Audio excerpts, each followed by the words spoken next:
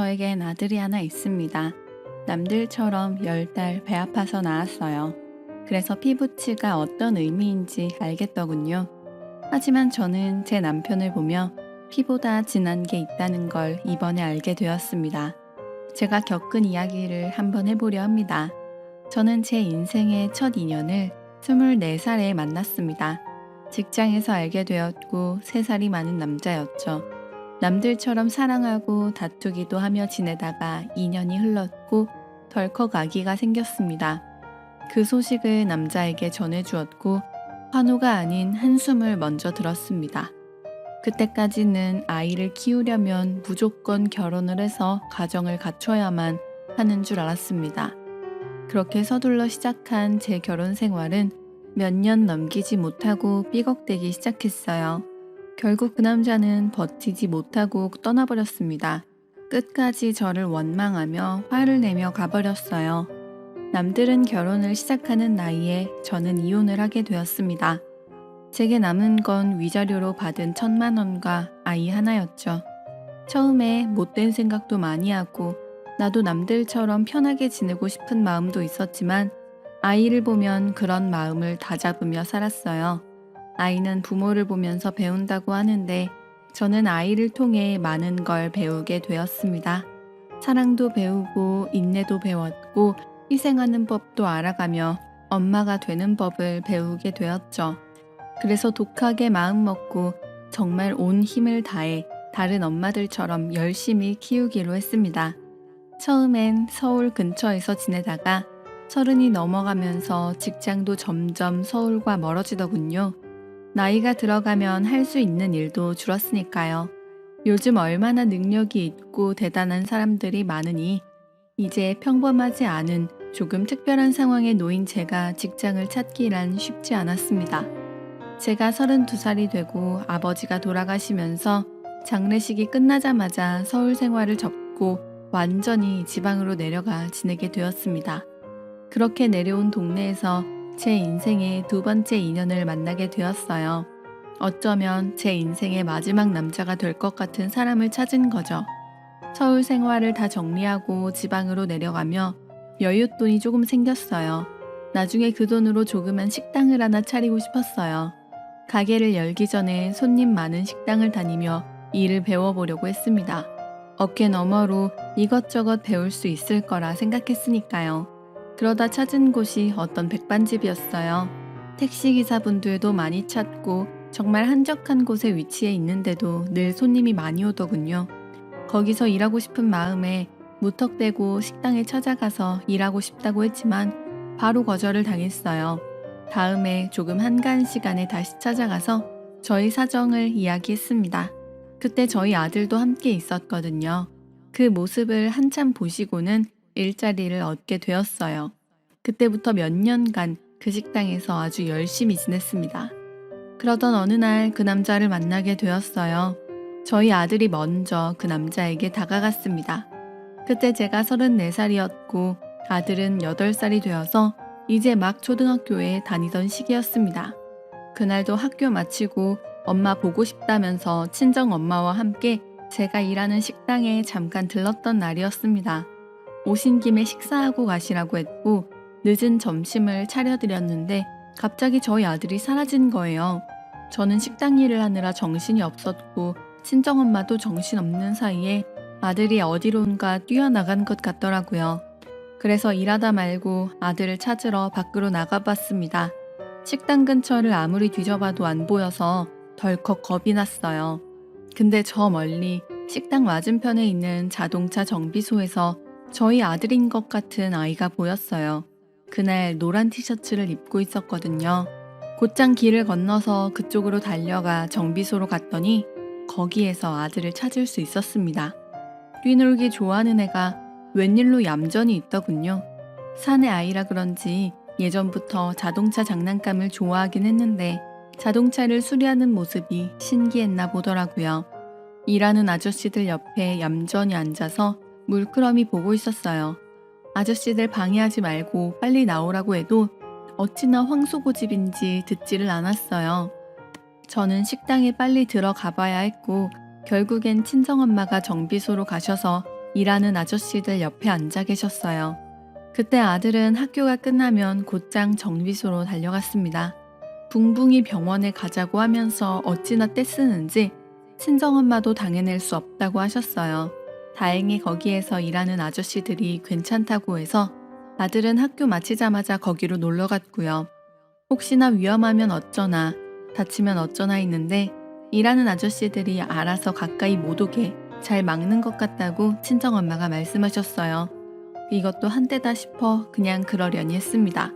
그래도 미안한 마음에 식당이 잠깐 한적한 시간이면 간식거리를 들고 정비소로 갔고요.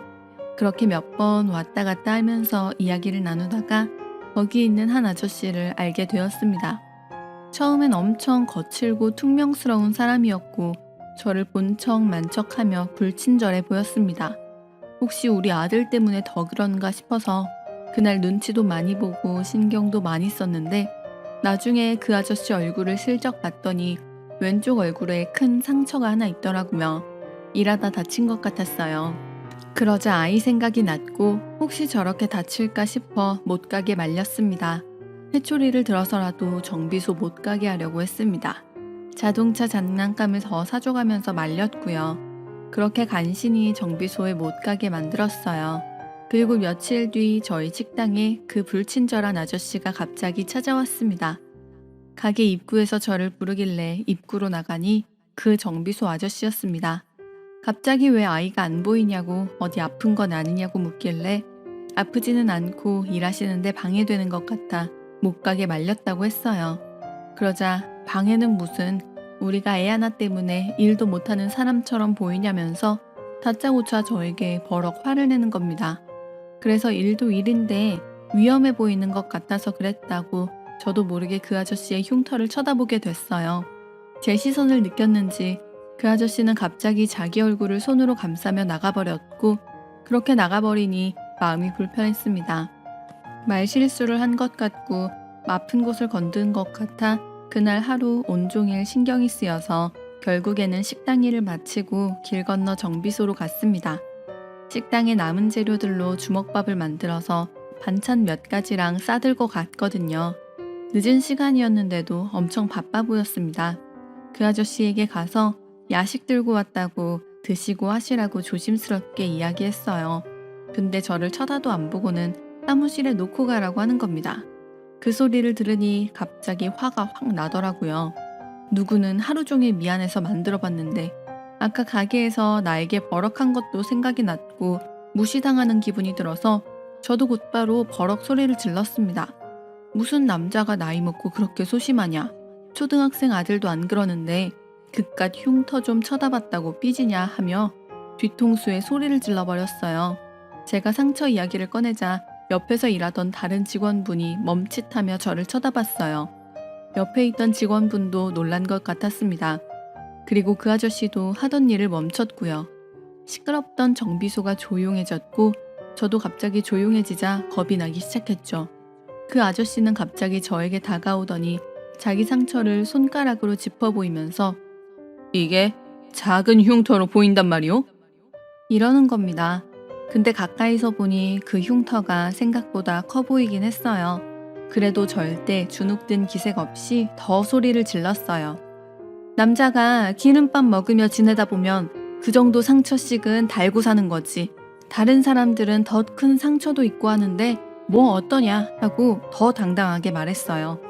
그 남자는 갑자기 자기 우통을 훌러덩 까더니 흉터를 보여줬어요. 허리까지 이어진 흉터가 있었습니다.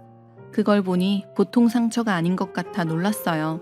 그 남자는 제가 당황한 기색을 보이자 슬쩍 웃으며 눈에 보이는 게 다가 아니오 라고 했어요. 근데 왠지 또 무시당하는 기분이 들어서 다짜고짜 그 남자 옆구리를 찰싹 때렸어요. 어디 여자 앞에서 우통을 까고 있냐면서 초등학생도 안 하는 흉터 자랑을 하고 있다고 나이를 허투루 먹었다고 소리를 질러버렸어요. 그런 제 모습이 재밌었는지 그 남자는 계속 껄껄 소리내며 웃었습니다. 웃는 모습을 그때 처음 봤는데 사람이 달라 보였어요. 그렇지 않아도 좀 마음에 걸려서 그 남자한테 앞으로 좋게 지내자고 사람들이 무서워하는 것은 흉터 흉터 때문이 아니라 표정 때문이라고 이야기했습니다. 그러고는 주먹밥 식기 전에 먹으라고 하고 집으로 돌아가려고 정비소를 나왔어요. 그때 아저씨가 제 뒤에서 내일은 아이를 꼭 데려오라고 그러더군요. 아이가 제일 좋아하던 자동차가 내일 밤이면 수리가 끝나서 주인이 찾아간다고 했어요. 그래서 다음날 저희 아들은 학교 끝나자마자 정비소로 달려갔습니다. 그렇게 시작됐어요. 그 남자는 식당에 와서 자주 식사도 하면서 서로 마주치는 일이 점점 늘었습니다.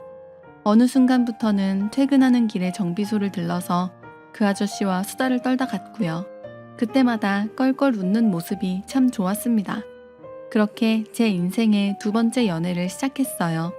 그와 본격적으로 가까워졌을 때가 제 나이 35살에 아저씨 나이는 40살이었어요. 연애라고 하기에도 좀 그렇고 그냥 오가며 이야기도 많이 하고 나중에는 퇴근 시간에 맞춰서 저를 집에 데려다 주게 되었습니다. 그러면서 서로 대화도 참 많이 할 수 있었죠. 그 흉터는 어릴 때 일을 배우다가 생겼다고 했어요. 처음엔 더 큰 흉터가 있는데 돈 벌어서 흉터를 지우는데 많이 썼다고 하더군요. 근데 허리에 상처까지는 얻지 못했다고 했어요. 제 앞에선 껄껄거리며 웃고 괜찮다고 했지만 그래도 흉터는 늘 신경 쓰는 것 같았습니다. 아저씨는 제 왼편에 있는 걸 좋아했어요. 함께 걸어도 늘 왼편, 어딜 앉아도 왼편, 오른쪽 얼굴만 보여주려고 하는 것 같았습니다. 저랑 눈 마주치는 것도 부담스러워했고요. 그럴 때마다 제가 아저씨 앞에 서서 눈을 보고 이야기하라고 혼내기도 했습니다. 그렇게 어색하게 시작된 만남이 어느새 2년이 훌쩍 넘게 되면서 저희 식당에서도 어느 정도 소문이 났고 저희 친정엄마도 대충 알고 계신 것 같았습니다. 하지만 늘 걱정이 많으셨어요. 그러다 한 번은 엄마가 저에게 엄청나게 화를 내신 적이 있었어요. 왜 자꾸 그 정비소 남자 만나고 다니냐고. 연애하는 것까지 뭐라 안 하겠지만 결혼은 절대 안 된다고 소리쳤습니다. 이제 좀 있으면 아이도 중학교에 들어가니 키울 만큼 키웠고 그때 더 좋은 짝을 찾아서 재기하면 된다며 그 남자는 안 된다고 하셨어요. 남자 때문에 그 고생한 사람인데 나중에 식당도 차려서 운영할 거고 뭐가 아쉬워서 사람들 앞에 나서지도 못하는 그런 남자를 붙잡고 있냐고 소리쳤습니다. 저도 너무 답답해서 엄마에게 똑같이 소리쳤어요. 결국 그 흉터 때문에 그런 거냐고, 왜 그것만 보고 사람을 평가하냐고 했어요. 그 정도까지 제가 그 남자 편을 들기 시작하니 엄마와 냉전이 벌어졌어요. 내가 내 딸이 어떻게 산 사람인지 뻔히 다 봤는데 그동안 그 많은 상처들을 받고 살았는데 왜 또 남의 상처까지 풀려고 하냐 하며 우셨어요. 엄마가 마음에 걸리긴 했지만 시간이 지날수록 점점 더 깊은 사이가 되었어요. 저희 아들도 학교 끝나자마자 정비소에 가서 얼마나 행복하게 지내는지 아빠의 빈자리를 거기서 메꾸고 있는 것 같았습니다.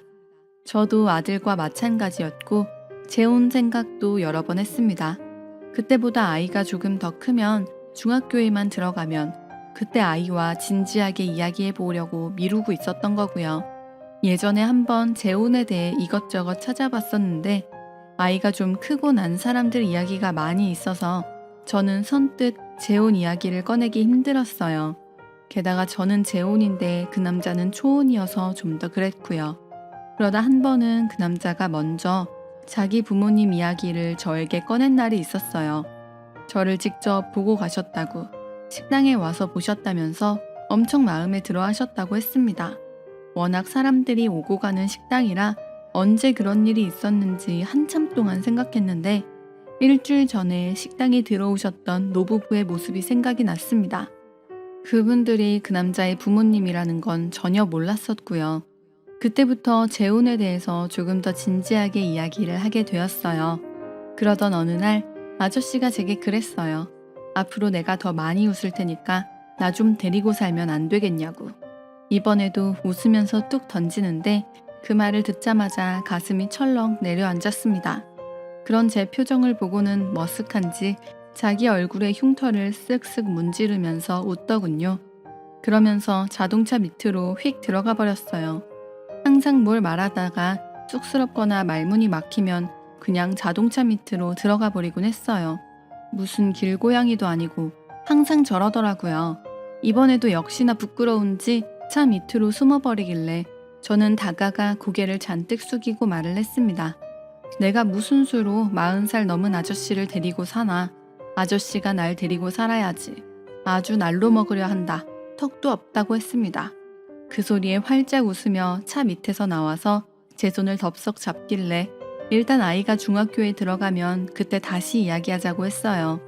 그날부터는 결혼을 약속한 사이라 그런지 저도 그렇고 모든 관계가 더 가까워졌어요.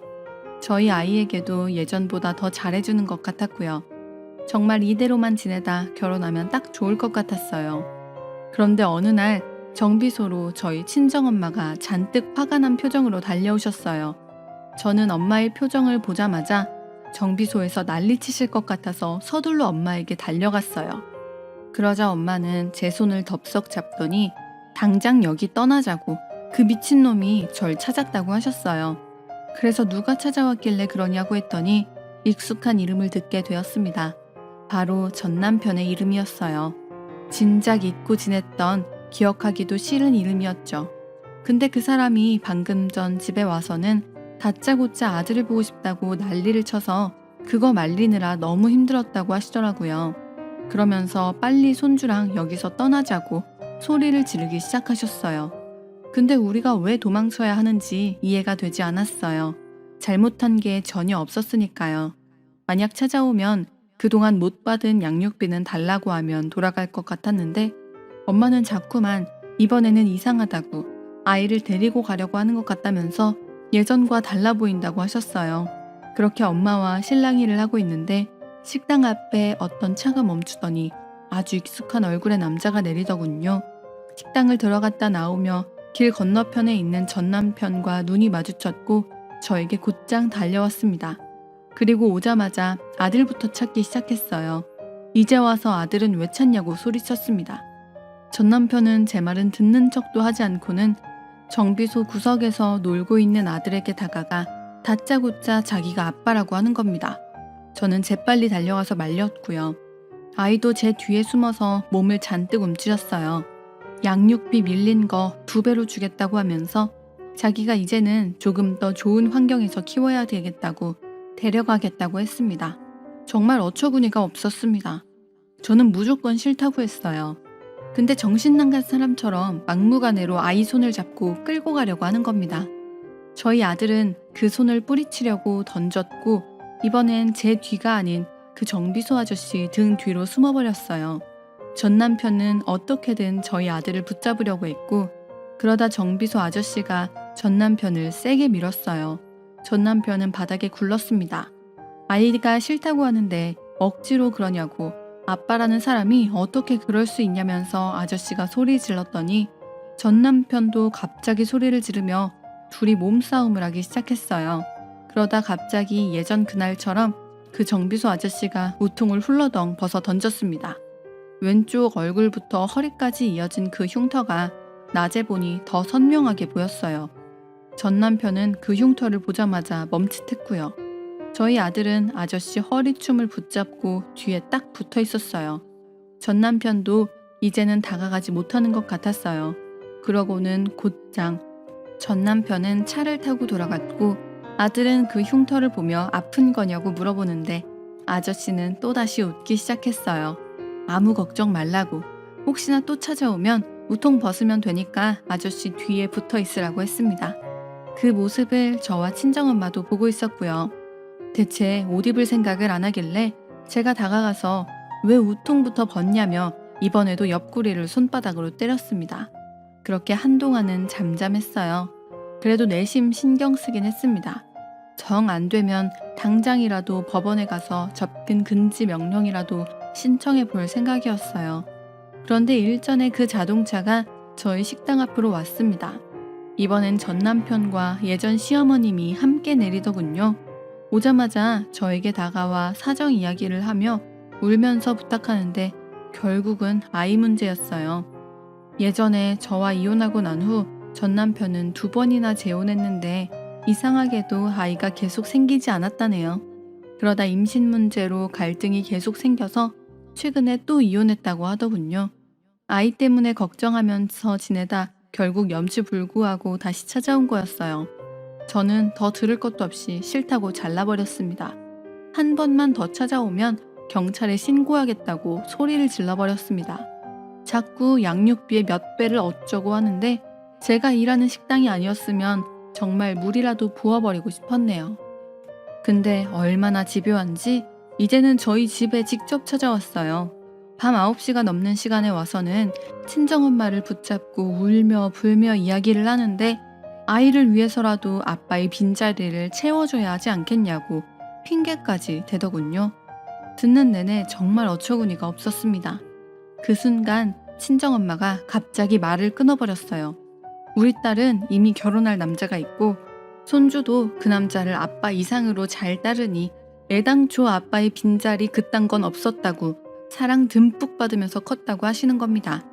옆에 있던 전 남편을 쳐다보며 자네는 그날 한번 만났지? 했더니 전 남편은 아무 말도 못하고 있더군요.